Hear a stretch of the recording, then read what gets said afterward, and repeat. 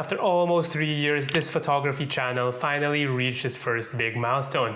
I finally have haters.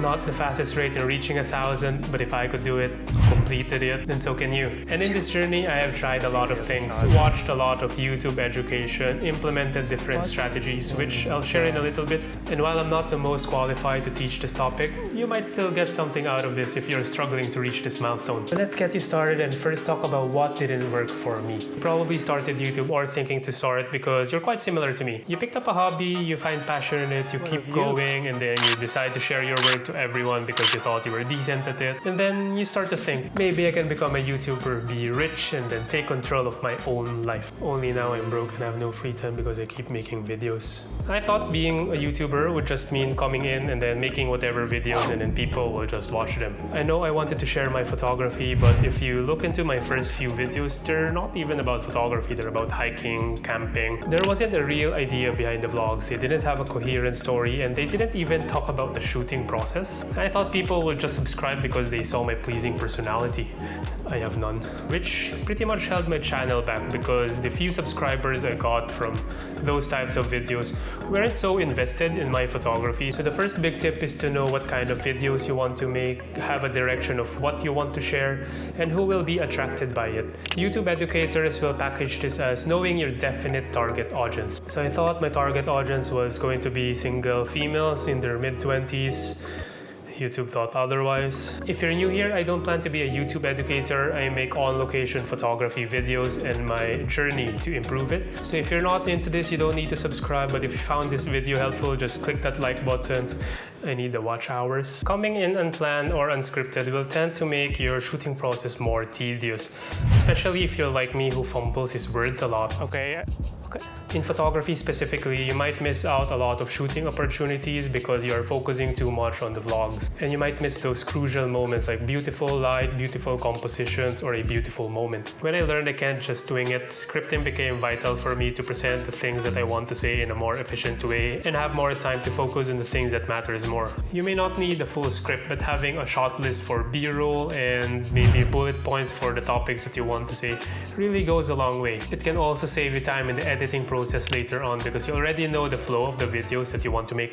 YouTube has a steep learning curve. It won't cut you some slack and wait for you to get better at making videos. It will show right away that your videos suck through the retention graphs and low views. I suck at editing, I have no camera presence, awkward cringeworthy faces, low self-esteem, and no girlfriend. This is the point when a lot of new YouTubers will start to feel demotivated and give up instead of trying to find ways to improve their own videos. And there were times that I felt down and took social media breaks because I didn't want to feel the burnout. Focusing too much on growing, refreshing my analytics every 15 minutes, and forgetting to enjoy the process of just sharing my photography on YouTube is a mistake that I made that became a toxic habit. Just know that you don't need to rush it, you don't need to compare yourself to others, just go at your own pace. I'm still learning this myself, and thank you for the encouraging comments that you're about to put now. Now into the gray area of tactics, and I say gray because it can be both positive and negative depending on how you use them.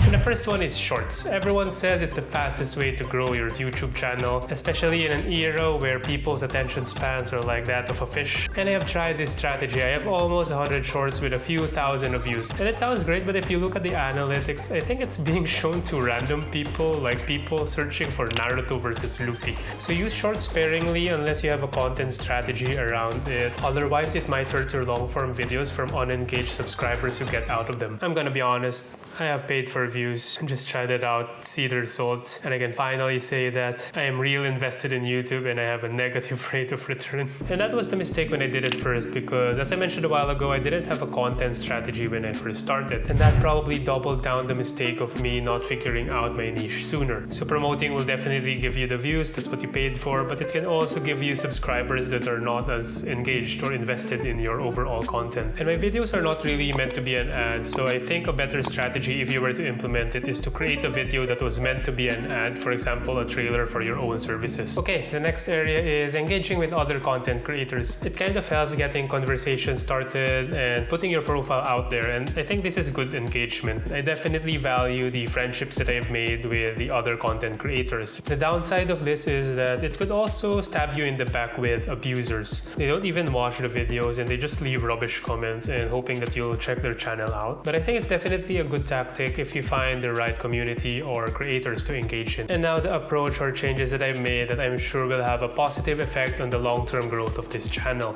I don't want to go viral for a particular video. I think being viral is overrated. Probably I'm just saying this because I'm never going to be viral. Most people who get into YouTube just want to blow up, be viral, be the next big thing. So they go ahead and copy what works, what's trending, but I think this strategy is not long-term, which is why in my personal opinion, the best thing about this platform is that you can just be yourself. You can present your ideas in the way that you want, embracing your strengths and weirdness, telling yourself that you are special. That way you can make videos that you are passionate about, and this strategy is going to be long-term and repeatable. People tend to be drawn to others who are passionate, consistent, and appear smart in their own interests.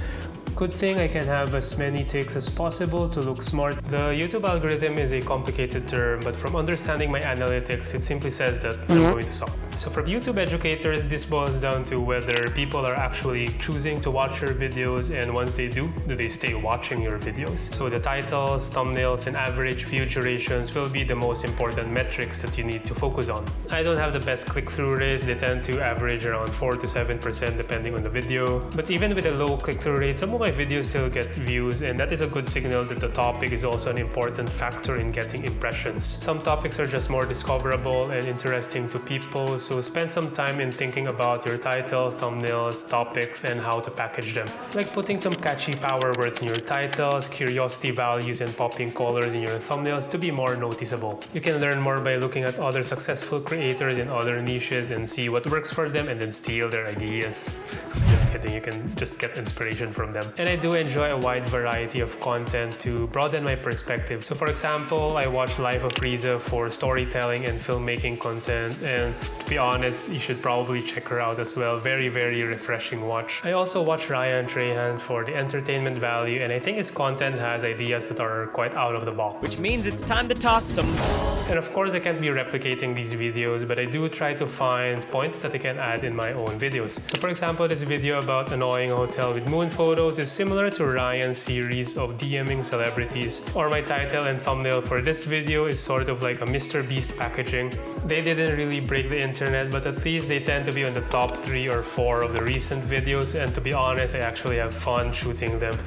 With better editing, I think they can really take off, as long as you believe in yourself. Looking back and watch your old videos is a good way to recognize the progress you've made in your content creator journey, and then you can give yourself a pat on the back for a job well done. My first few videos will be quite horrible with a 15 to 25% audience retention rate, but now I have videos that have more than 45%, and this improvement probably comes from better editing, better camera presence, or even just selecting better topics that people care about. The edit process is for another time, but what really helped me is before publishing a video, I watched the draft over and over again at least 5 times before publishing. And if I find boring parts, then I will just cut it off, because if I myself find my own videos boring, then other people will probably find it too. Once you combine all of those concepts, the most important thing to do for your videos is to have it add value to your viewers. It could come in different shapes or forms to watchers. For example, informative videos like best photography spots or travel guides, educational videos like camera basics, or even just entertainment.